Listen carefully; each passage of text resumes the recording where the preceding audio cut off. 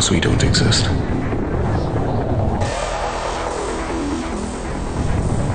Because it never happened. You'll never know the things we know.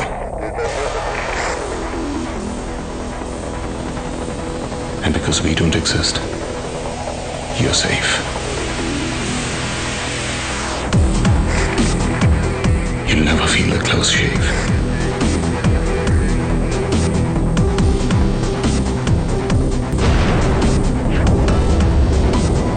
Of course we have a name. Only you don't know about it.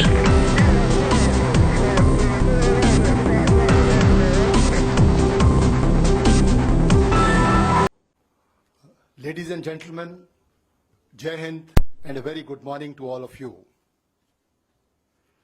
It has been a matter of serious concern that there has been continuing and increasing infiltration by terrorists across the line of control in Jammu and Kashmir. This is reflected in the terrorist attacks at Poonch and Uri on 11th and 18th of September respectively. Almost 20 infiltration attempts have been foiled by the Indian Army successfully during this year. During these terrorist attacks and infiltration attempts, we have recovered items including global positioning systems and stores which have had Pakistani markings. Further, captured terrorists hailing from Pakistan or Pakistan-occupied Kashmir have confessed to their training and arming in Pakistan or territory under the control of Pakistan. The matter has been taken up at the highest diplomatic levels and the military levels at regular times. India has actually also offered consular access to the apprehended terrorists to Pakistan to verify their confessions.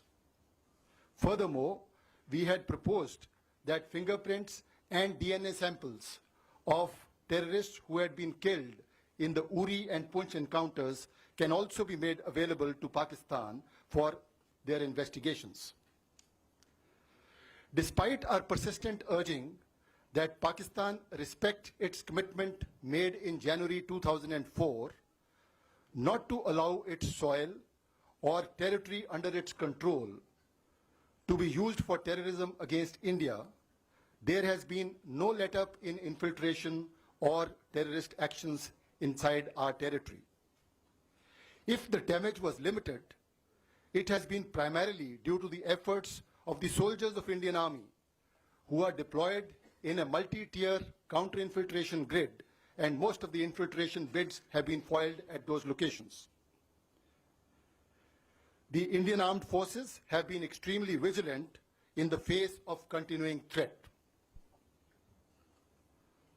Now, based on very specific and credible information which we received yesterday, that some terrorist teams had positioned themselves at launch pads along the line of control with an aim to carry out infiltration and terrorist strikes in Jammu and Kashmir and various other metros in our country.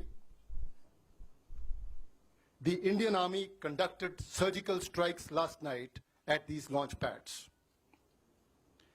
The operations were basically focused to ensure that these terrorists do not succeed in their design of infiltration and carrying out destruction and endangering the lives of citizens of our country.